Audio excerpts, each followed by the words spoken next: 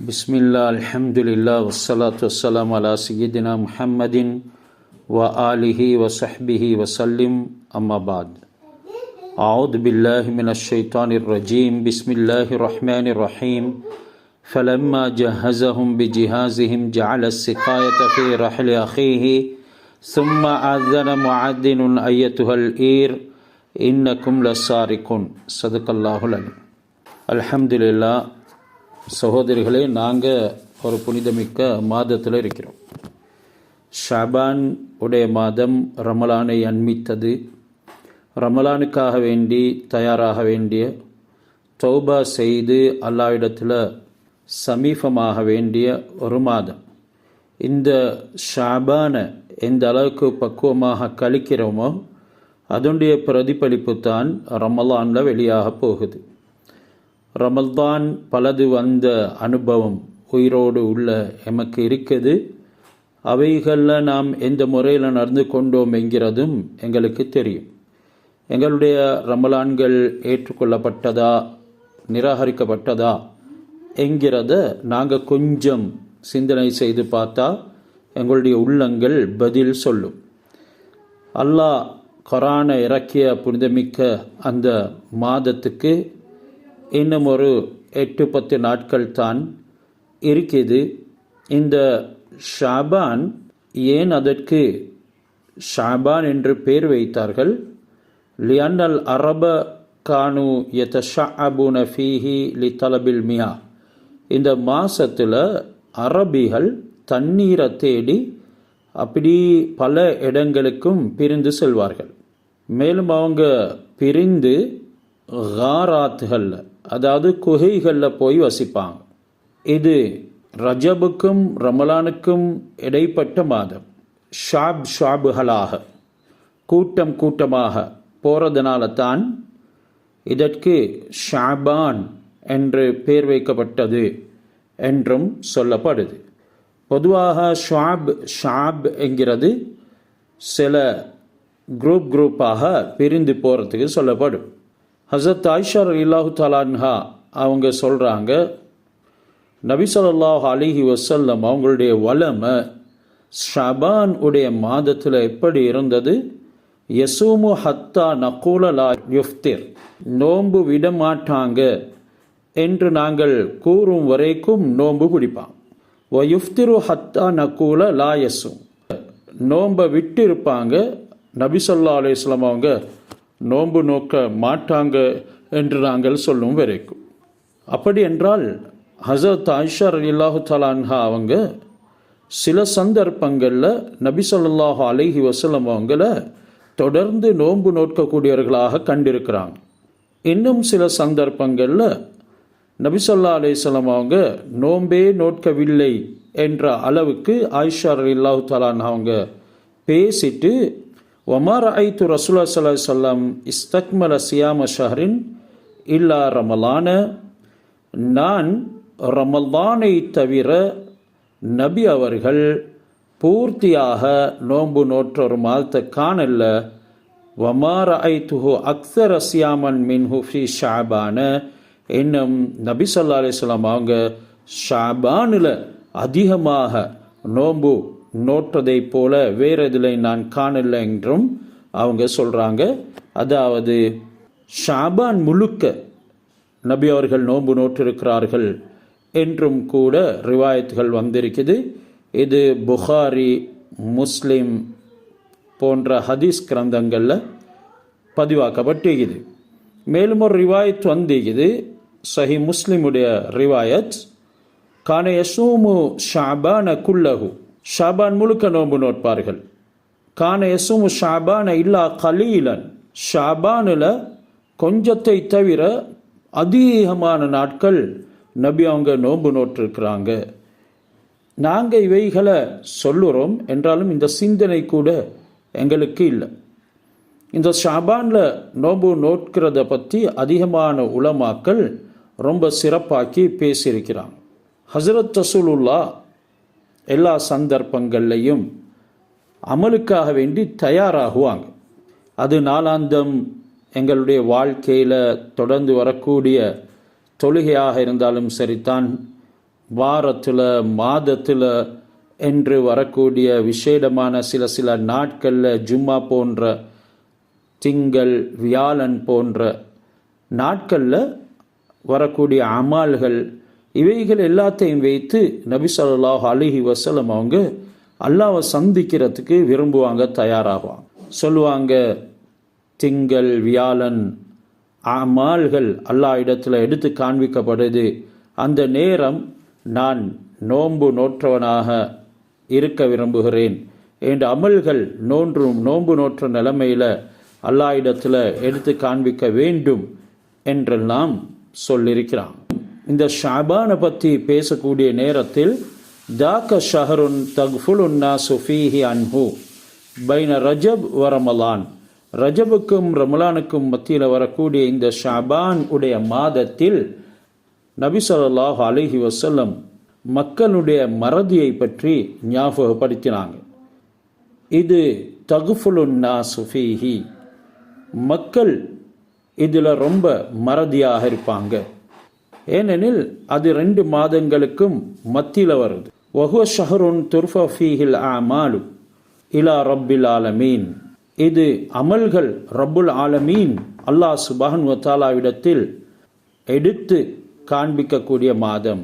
வ உஹிப்பு ஐ யுர்ஃபா அமலி வ அன ஸாயிம், நான் நோன்பு நோற்றவனாக என்னுடைய அமல் அல்லாஹ்விடத்தில் உயர்த்தப்படுவதனை விரும்புகிறேன் என்ற ஹதீஸ் நசாஇ ஷரீஃபில் பதிவாக்கப்பட்டிருக்கிறது. அத்தர்கீப் வத்தர்ஹீப் போன்ற நூல்கள்லையும் இந்த ஹதீஸ் பதிவாக்கப்பட்டது. அபுதாவுதுடைய ஒரு ரிவாயத்தில் கான அஹப்பு ஷுஹூர் இலா ரசூலுல்லாஹி ஸல்லல்லாஹு அலைஹி வஸல்லம் ஐயசூமஹு ஷஅபான சும்ம யஸிலஹு பி ரமலான், இந்த ஹதீஸை ஷேக் அல்பானி அவர்கள் சஹீஹ் என்று சொல்கின்றார்கள். நபி ஸல்லல்லாஹு அலைஹி வஸல்லம் ஷஅபானில் நோன்பு நோட்கிறத ரொம்பவும் விருப்பம் கொண்டவர்களாக, அதில் ரொம்ப முஹப்பத் கொண்டவர்களாக இருந்தார்கள். அதன் பின்னால் ரமலான அவங்க சேர்த்து கொள்வாங்க. ஷியாபு ஷஅபான் அஃப்லல் மின் சியாமில் அஷ்ஹுரில் ஹுரும், எந்த அளவுக்கு என்றால் இப்னு ரஜப் ரஹ்மத்துல்லாஹி அலைஹி கூறுகிறார்கள், ஷஅபானுடைய நோன்பு சங்கைமிக்க 4 மாதங்களுடைய நோன்பை விடவும் சிறந்தது.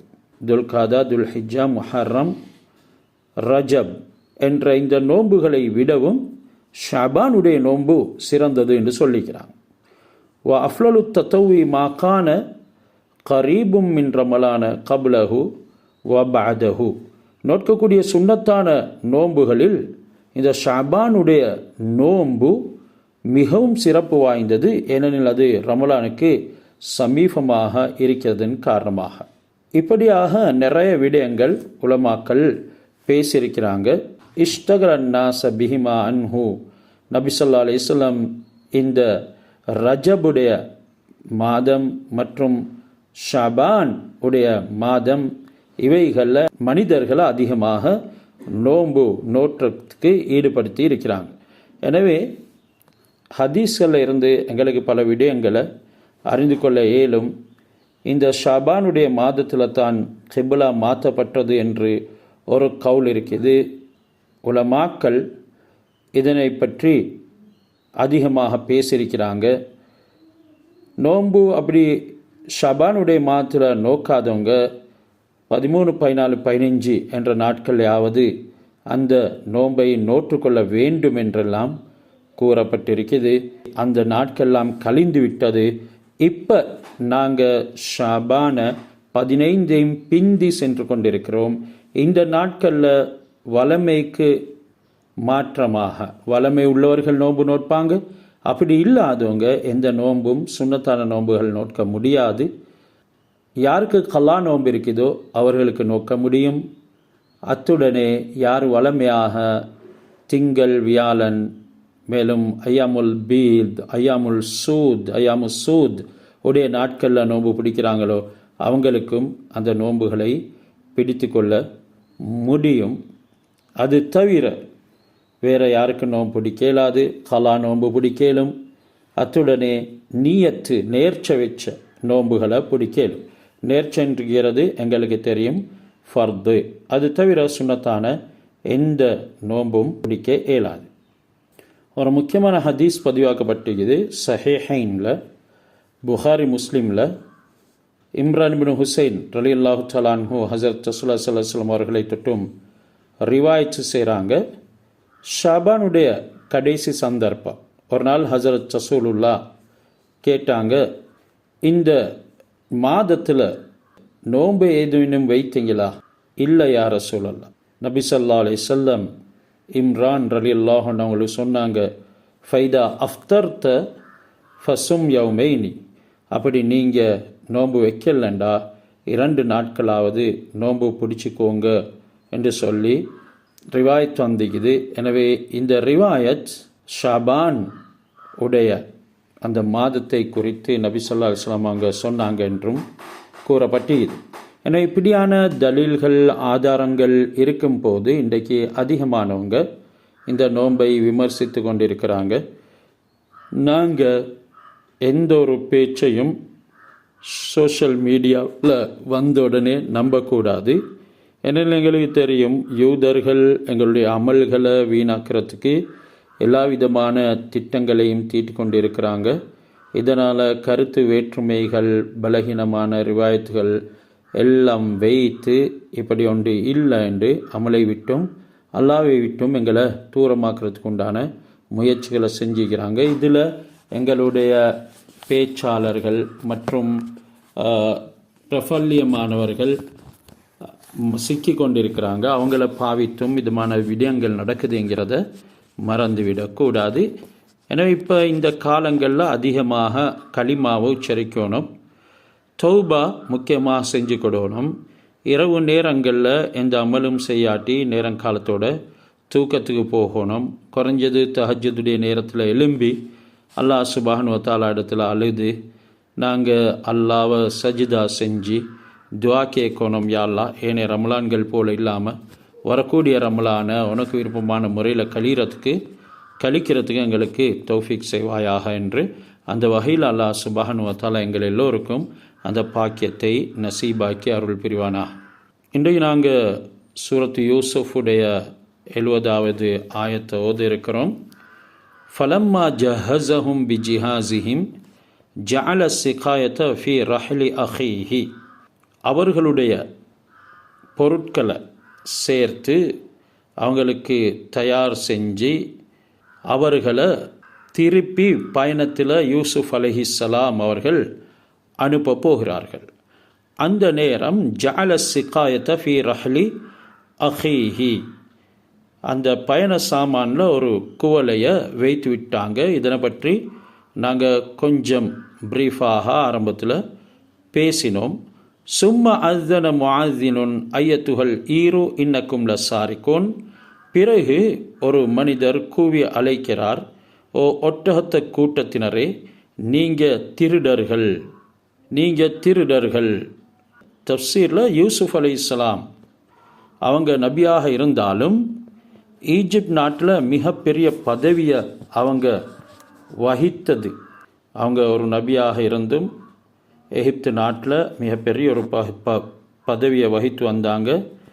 பதவிக்கு ஏற்றவாறு அவங்க குடும்ப வாழ்க்கை இருந்து கொண்டு வந்துச்சு. இதனால் அவங்களுடைய பானம் அருந்திரத்துக்கு ஏற்படுத்தியிருந்த பாத்திரம் 2 லட்சம் தங்க நாணயம் விலை மதிப்புள்ளது என்று ரிவாயத் செய்யப்பட்டிருக்குது. இது வெள்ளி பாத்திரம் என்றும் இது மாணிக்கங்கள் நவரத்தினங்கள் பதிக்கப்பட்டது என்றும் சொல்லப்படுது. பளிங்கு பாத்திரம் பச்சை மரகதத்தால் செய்யப்பட்டது. பல ரிவாயத்துகளில் அப்படியும் வந்திக்குது. அவங்களுடைய சகோதரர்களை கௌரவிப்பதற்காக இவங்க இதனை பாவித்திருக்கிறாங்க. அவங்களுக்கு உணவுப் பொருளை அளந்து அதனால் கொடுக்கப்பட்டது என்றெல்லாம் ரிவாயத்துகள் செய்யப்பட்டிருக்குது. யூசுஃப் அலைஹிஸ்ஸலாம் அவங்க தன்னுடைய தந்தை யாக்கூப் அலைஹிஸ்ஸலாம் அவர்களுடைய மகன்கள், அதாவது அவர்களுடைய யூசுஃப் அலைஹிஸ்ஸலாம் அவருடைய சகோதரர்கள், இவங்களை பயணம் அனுப்பி ஈஜிப்டுடைய தலைநகரத்தை விட்டு அவங்க வெளியேறி ஷாம் தேசத்தை நோக்கி அவங்க போகக்கூடிய நேரத்தில் தான் யூசுஃப் அலைஹிஸ்ஸலாம் அவங்களுடைய ஆட்கள் இந்த பயண கூட்டத்தை நோக்கி இந்த ஆயத்தில் வந்திருக்கிறத போல, ஒட்டகத்து தாவலக்காரர்களே, ஒட்டக கூட்டத்தினரே, நீங்கள் எல்லாரும் கள்ளர்கள், நீங்கள் திருடர்கள் என்று சொன்னார். இப்படி சத்தமிட்டு கூறியது ஹசரத் யூசுப் அலைஹிஸ்ஸலாம் அவங்களுடைய கட்டளை படிக்கு அவருடைய மகன் அப்ராஹிம் என்பவர் என்றும் ரிவாய்ட் செய்யப்பட்டிருக்குது. யூசுப் அலைஹிஸ்ஸலாம் அவங்க கட்டளையிட்டாங்க என்று இங்கே சொல்லப்பட்டிருக்குது. நபி அவங்க ஒரு தந்திரத்தை கையாண்டு தான், அவர்களுடைய ஏவல் படி தந்திரத்தை கையாண்டதன் படிக்கு தான் அவருடைய பணியாளர்கள் அந்த குவளையை தன்னுடைய சகோதரருடைய பை, அதாவது புன்யாமினுடைய பையில் வைத்தாங்க. எனவே இது ஒரு நபி இப்படி செய்ய இயலுமா என்ற ஒரு சந்தேகம் வருது. இதுக்கு தஃப்சீரில் விளக்கம் சொல்கிறாங்க.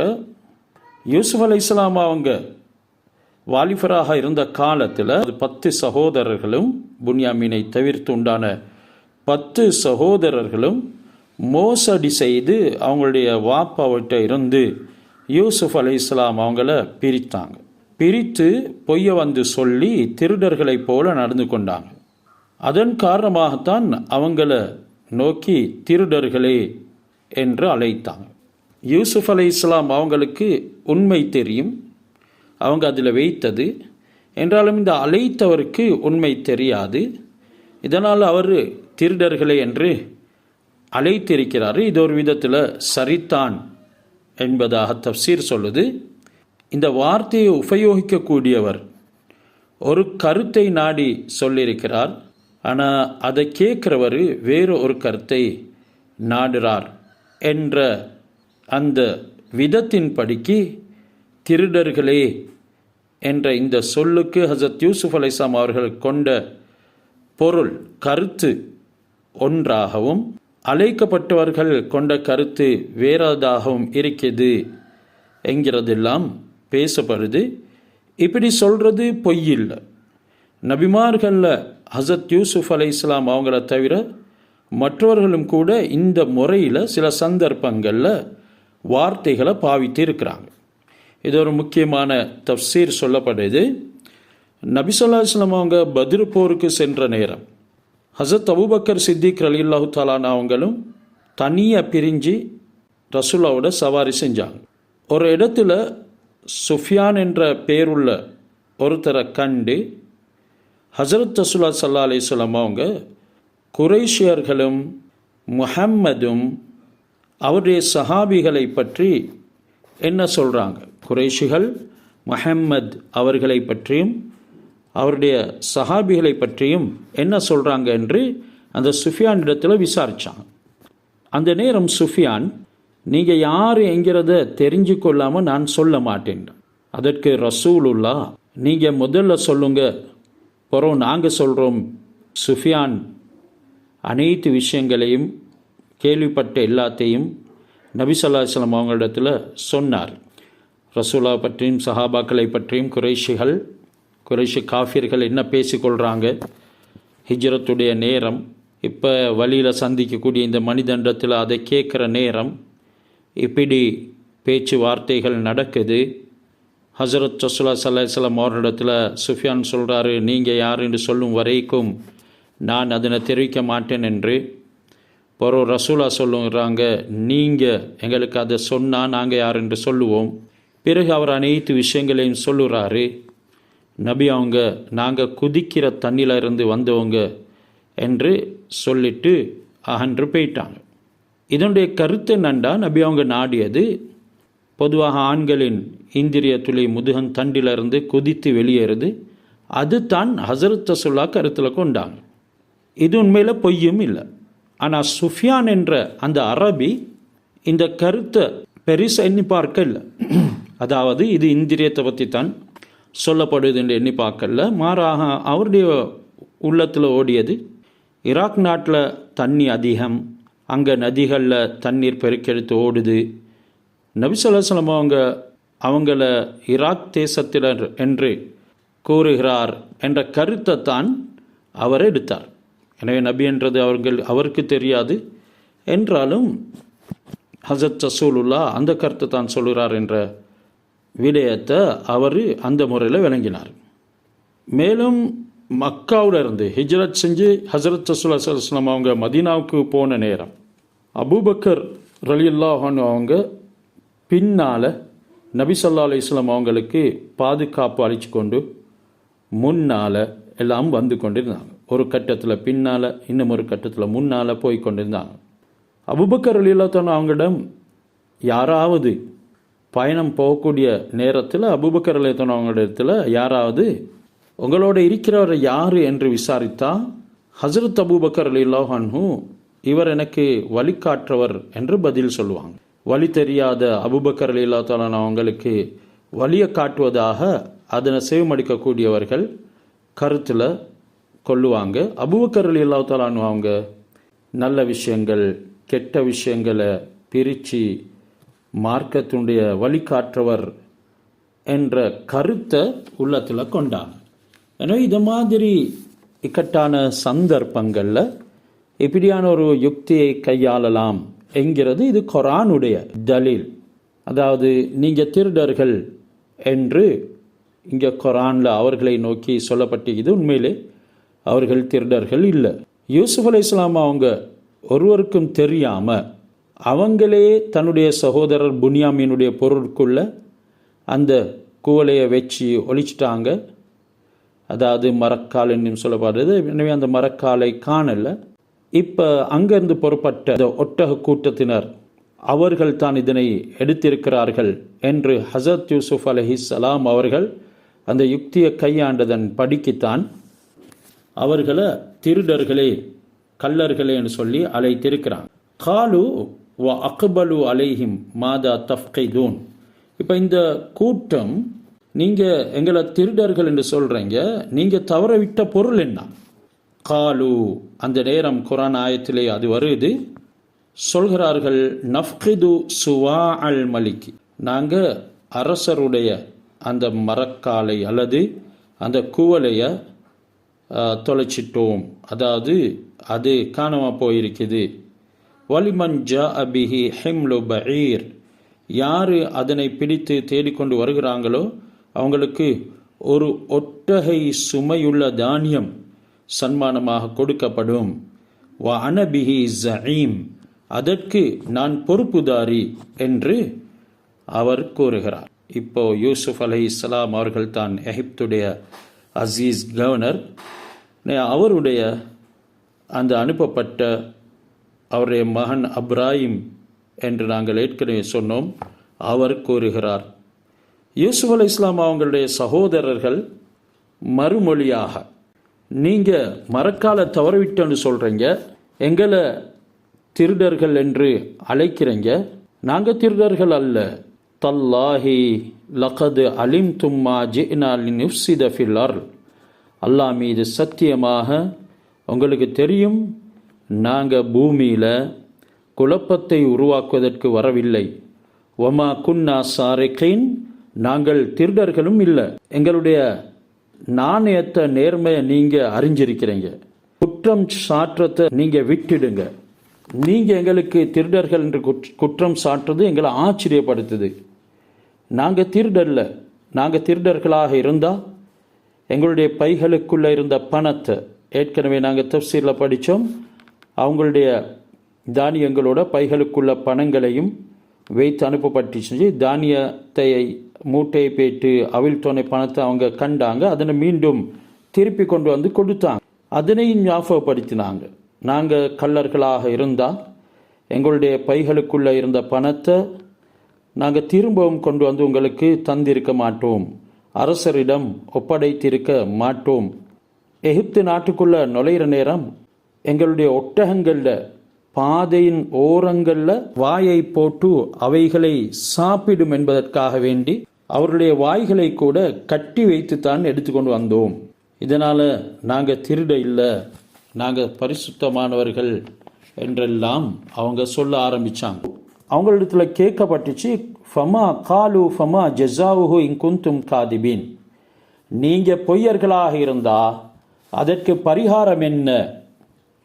உங்களிடத்தில் அரசரின் மரக்கால் இல்லை, நீங்கள் திருடர்கள் இல்லை என்றெல்லாம் சொல்லி கொண்டிருக்கிறீங்க. நீங்கள் வாக்கில் பொய்யாளர்களாக இருந்து உங்களிடத்தில் மரக்கால் இருந்துச்சுண்டா திருடியவனுக்கு உங்களுடைய சமூகத்தில் மார்க்கத்தில் என்ன தண்டனை நீங்கள் கொடுப்பீங்க என்று சொல்லி கேட்குறாங்க.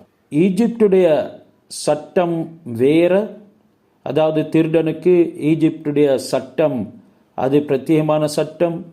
ஆனால் இப்போ இவங்க கேட்குறாங்க, நீங்கள் உங்களுடைய பகுதியில் மதியனில் இருந்து வந்திக்கிறீங்க, அந்த பகுதியில் அங்கே இப்படி திருடருக்கு என்ன சட்டம் என்று கேட்ட நேரம் காலு ஜஸாஉஹு மௌ உஜித ஃபீ ரஹ்லிஹி ஃபஹுவ ஜஸாஉஹு, யாருடைய பயண சாமானில் நீங்கள் சொல்கிற அந்த மரக்கால் காணப்படுவதோ அவரே அதற்கு கூலியாகி விடுவார்.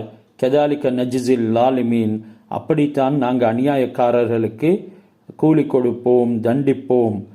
ஒருத்தர் திருடினா அவர் ஒரு ஆண்டுக்கு அடிமையாக்கி வைக்கிறது ஹசரத் யாக்கூப் அலைஹிஸ்ஸலாம் அவங்களுடைய ஷரியத்தில் தண்டனையாக ஏற்படுத்தப்பட்டு இருந்துச்சு. இப்படி செய்கிறது தான் அவங்களுடைய சமூக வழக்கமாக இருந்துச்சு. நாங்கள் திருடவில்லை, எங்களிடத்தில் கள்ளக்கபடம் இல்லை. நபியுடைய ஷரியத்திலையும் சமூகத்திலையும் அளிக்கப்படக்கூடிய தண்டனைகளை ஹசரத் யூசுப் அலைஹிஸ்ஸலாம் அவங்க விசாரித்து அப்படி யாரேனும் திருடி இருந்தால் அந்த தண்டனையை நிறைவேற்றி கொள்றதுக்கு தைரியமாக முன்வாங்கன்னு சொல்லி சொன்னாங்க. இப்பொழுது என்ன நடக்குது? இவர்களை மாளிகைக்கு அழைத்து வரப்படுது. இவங்க திருடர்களா இல்லையா என்று அவர்களுடைய பைகளை அவிழ்த்து பரிசோதனை செய்யப்படுது. 76வது ஆயத் சொல்லுது, ஃபபதா பி அவ்இயதிஹிம் கப்ல விஆஇ அஹீஹி, தன்னுடைய சகோதரனுடைய பையை அவிழ்ப்பதற்கு முன்னால் அவங்க ஏனைய சகோதரர்களுடைய பைகளை திறந்து பார்த்தாங்க. சும்மஸ்தஹ்ரஜஹா மின் விஆஇ அஹீஹி, பிறகு இறுதியாக அதனை தன்னுடைய சகோதரருடைய புன்யாமீனுடைய பையில் இருந்து வெளியாக்கி எடுத்தாங்க. கதாலிக்க கித்னா லி யூசுஃப, இப்படித்தான் யூசுஃபுக்கு நாங்கள் வஹி அறிவித்தோம் இந்த தந்திரத்தை கையாளுமாறு. மகான் அலியா ஹுதஹு அஹாஹு ஃபி தீனில் மலிக்கி இல்லா யஷா அல்லாஹ். எனவே இந்த யூசுப் அலைஹிஸ்ஸலாம் தான் இப்பொழுது மலிக், அவருடைய தீனிலே, அதாவது அவருடைய நடைமுறையில் அவரோட சேர்த்து கொள்றதுக்கு தன்னுடைய சகோதரனை ஆக்கி கொள்றதுக்கு தந்திரத்தை கையாண்டது இல்லா யஷா அல்லாஹ், அல்லாஹ்வுடைய நாட்டத்தின் பிரகாரம் தான். இப்படியாக சில தந்திரங்களை ஏற்படுத்தியும் அல்லாஹ் சுப்ஹானஹு வ தஆலா நர்ஃபஉ தரஜாத்திம் மன் நஷா, நாங்கள் நாடக்கூடியவர்களுடைய சிலருடைய அந்தஸ்தை உயர்த்துவோம். ஃபௌக குல்லி தி இல்மின் அலீம், ஒவ்வொரு அறிவாளிக்கும் மேலால ஒரு அறிவாளி இருக்கிறார் என்ற விடயம் இந்த ஆயத்தில் 76வது ஆயத்தில் சொல்லப்படுது. எங்களுக்கு விளங்குது, ஈஜிப்ட் தேசத்து அரசாங்க சட்டத்தில் திருடியவர்களுக்கு கசை அடி கொடுப்பாங்க. அதாவது யூசுப் அலைஹிஸ்ஸலாம் அவர்களுடைய பகுதியில் கசை அடி கொடுப்பாங்க. அந்த திருடிய கொத்த போல 2 மடங்கு அபராதம் விதிக்கிறதும் சட்டமாக இருந்துச்சு. அந்த காலத்தில் களவெடுத்தவரை அடிமைப்படுத்துறதுக்கு அரசாங்கத்தில் சட்டம் இருக்கல. இதனால தான் எகிப்து அசீஸாகிய ஹசரத் யூசுப் அலைஹிஸ்ஸலாம் அவங்களை தடுத்து நிறுத்தி உங்களுடைய மார்க்கத்தில் என்ன தண்டனை என்று சொல்லி கேட்டிக்கிறான். அந்த வழக்கப்படியை செய்வதாக ஏற்பாடு செய்யப்பட்டுச்சு. ஹசரத் யாக்கூப் அலைஹிஸ்ஸலாம் அவர்களுடைய ஷரியத்தில் உள்ள சட்டம், சமூக வழக்கம் ஹசரத் யூசுப் அலைஹிஸ்ஸலாம் அவங்களுக்கு தெரிஞ்சிருந்ததுனால இந்த யுக்தியை அவங்க கையாண்டாங்க. இந்த கையாண்ட யுக்தி அல்லாஹ்வின் மூலமாக வஹியாக அறிவிக்கப்பட்டது என்கிறது தஃசீருடைய விளக்கங்கள் எங்களுக்கு சொல்லுது. எனவே தங்களுடைய சகோதரரை தம்மிடம் நிறுத்துவதற்கு அரசாங்க சட்டத்தை அவங்க அமல் நடத்தாமல் ஹசரத் யாக்கூப் அலைஹிஸ்ஸலாம் அவங்களுடைய ஷரியத்துடைய சட்டத்தை அமல் நடத்துறதுக்கு அல்லாஹ்வுடைய உத்தரவுப்படி யூசுப் அலைஹிஸ்ஸலாம் அவங்க இந்த யுக்தியை செஞ்சுக்கிறாங்க. ஈஜிப்டுடைய அசீஸ் ஹசரத் யூசுப் அவங்களுடைய அரசாங்க சட்டத்தை முன்னிறுத்த முடியாமல் யாக்கூப் அலைஹிஸ்ஸலாம் அவங்களுடைய ஷரியத்துடைய சட்டப்படி நடந்து கொள்றதுக்கு இணங்கினாங்க. இதனை கண்ட ஏனைய சகோதரர்கள் யூசுப் அலைஹிஸ்ஸலாம் அவங்கள மிகவும் நல்லவர் என்று எண்ணிக்கொண்டாங்க. யூசுப் அலைஹிஸ்ஸலாம் அவங்களுக்கு முன்னிலையில் பொருட்களை அவிழ்ப்பதற்காக ஒட்டகையை படுக்க வைத்தாங்க. ஆரம்பத்தில் மற்ற சகோதரர்களுடைய பொருட்கள் எல்லாம் சோதிக்கப்பட்டுச்சு. இறுதியாக புன்யாமினுடைய பொருட்களை சோதனை செய்யப்பட்டு அவர் கைது செய்யப்பட்டார். ஒரு ரிவாயத்தில் வந்திருக்குது, வயதில் மூத்தவருடைய பொருட்களை முதல்ல பரிசோதிக்க வேண்டும், இளையவருடைய பொருட்களை பிறகு பரிசோதிக்க வேண்டும் என்று அந்த வயசு கிரமப்படி ஒவ்வொருடைய சாமானாக சோதனை செய்யப்பட்டது. முதல் 10 பேருடைய பொருட்களை சோதனை செஞ்சு அதில் மரக்கால் இல்லாததால ஹசரத் யூசுப் அலைஹிஸ்ஸலாம் அவங்க 11வது நபருடைய பொருட்கள் பக்கத்துக்கு அந்த சோதிக்கக்கூடியவர் போன நேரம் அதை பார்க்க வேண்டாம், அதில் இருக்க மாட்டாதுன்னு சொன்னாங்க. அதுக்கு சகோதரர்கள் எல்லாரையும் சோதிச்சுட்டு மற்றவருக்கு மட்டும் இப்படி நீங்கள் தயவு காட்டுறது ஏன்? எங்களில் மிக நல்லவர் இந்த புன்யாமின் தான், அதில் நிச்சயமாக உங்களுடைய கொத்து மரக்கால் இருக்காது, நீங்கள் அதனையும் அவிழ்த்து சோதித்து பார்க்கணும்னு சொல்லி வற்புறுத்தினாங்க. அவங்களுடைய வற்புறுத்தலின் பேரில் 11வது நபருடைய பொருள் அவிழ்க்கப்பட்டு சோதிக்கப்பட்டது. அதுக்குள்ளத்தான் அசீஸுடைய மரக்கால் கொத்து இருந்து எடுக்கப்பட்டுச்சு. சகோதரர்கள் எல்லாமே அப்படியே வெக்கத்தில் தலையை குனிஞ்சாங்க. மரக்கால் அசீஸிடம் ஒப்படைக்கப்பட்டுச்சு. மற்ற சகோதரர்கள் எல்லாருமே புன்யாமீனை அவங்களுடைய தாய் பாஷையில் திட்ட ஆரம்பித்தாங்க. சொன்னாங்க, ஏ திருடனே, அரசருடைய மரக்காலை திருட உனக்கு என்ன தைரியம் வந்தது? அந்த பாவத்தை செய்ய உனக்கு எது தூண்டியது? ராஹில் என்ற உன்னுடைய தாய் அவங்களுடைய அடுத்த முன்னால் இருந்த மகன் காரணமாகவும் எங்களுக்கு கஷ்டம் வந்துச்சு. இப்போ உன்னிடத்தில் இருந்தும் எங்களுக்கு கஷ்டம் வந்து கொண்டிருக்கிறது. இந்த நேரம் அதனை கேட்டு புன்யாமின் ராஹிலுடைய 2 மகன்மார்களுக்கும் உங்களால் தான் கஷ்டம் வந்தது.